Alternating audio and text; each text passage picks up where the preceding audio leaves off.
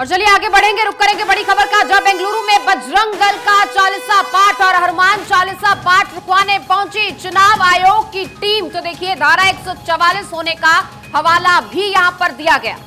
रमजान पर रोक क्यों नहीं? बजरंग दल का ये कहना है कि जो रमजान है उसमें कोई रोक क्यों नहीं होती, रमजान पर रोक क्यों नहीं लगाई जाती।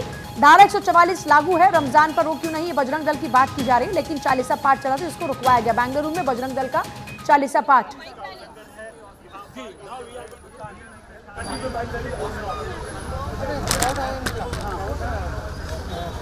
तो देखिए ಹನುಮಾನ್ ಚಾಲಿಸಾ ಮತ್ತೆ ಪಾಠ ಮಾಡ್ತಾ ಇದ್ದೀವಿ। ಇಲ್ಲ ಯಾವುದು ಮಾಡಾಗಿಲ್ಲ 140% ಸೆಕ್ಷನ್ ಜಾರಿಯಲ್ಲಿರೋದ್ರಿಂದ।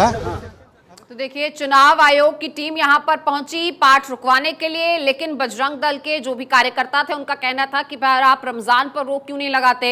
हालांकि यहां पर हालात समझने की जरूरत है। देखिए क्योंकि धारा 144 लागू है और इसी का हवाला भी टीम की तरफ से दिया गया, लेकिन बावजूद इसके यहां पर ये पूरा हंगामा भी बरपा।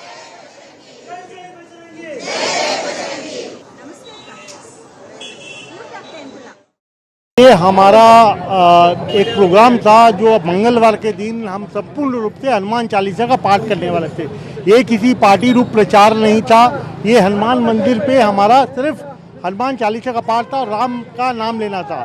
ये लोगों ने, इलेक्शन कमीशन ने आके हमको कहा कि बंद करो, लेकिन कहा कि 144 धारा लागू है, लेकिन धारा 144 सिर्फ उपद्रवियों पे लागू होती है और राजनेताओं पर लागू होती है जो खुद का प्रचार करते हुए, ना कि एक राम भक्त और एक हनुमान भक्त पे लागू नहीं होती है। टारगेट किया जा रहा है, हर राम भक्त पर, हर हनुमान भक्त पर टारगेट किया जा रहा है।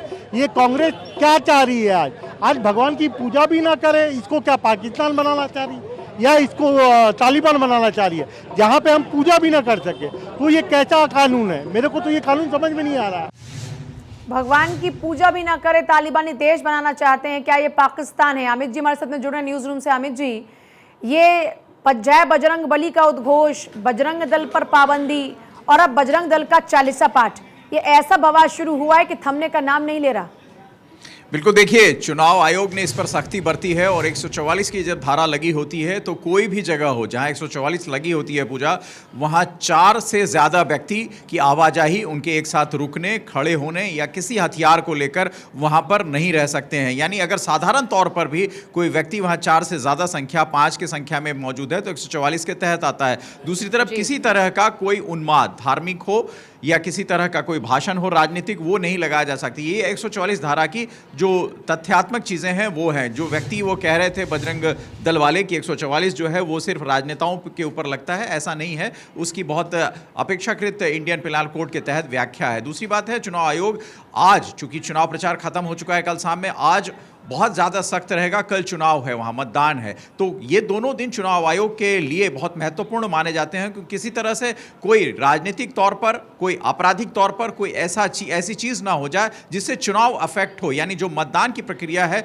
उस पर कोई अफेक्ट हो। और ये अफेक्ट रोकने के लिए चुनाव आयोग जो है एक स्वतंत्र संस्था है और निश्चित तौर पर वो रोक लगाएगी ही। रोक लगाने की जिम्मेदारी उनकी है। अधिकारियों जो अभी काम कर रहे हैं विभिन्न जिलों में, उनके ऊपर भी दिशा निर्देश चुनाव आयोग ने दिए हैं। तो कुल मिलाकर चुनाव आयोग अपने दायित्व का निर्वहन कर रहा है कि किसी तरह से चुनाव अफेक्ट में ना आए। बिल्कुल अमित जी, देखिए यहाँ पर लोगों को भी ये समझना होगा, आपके पास लौटूंगी।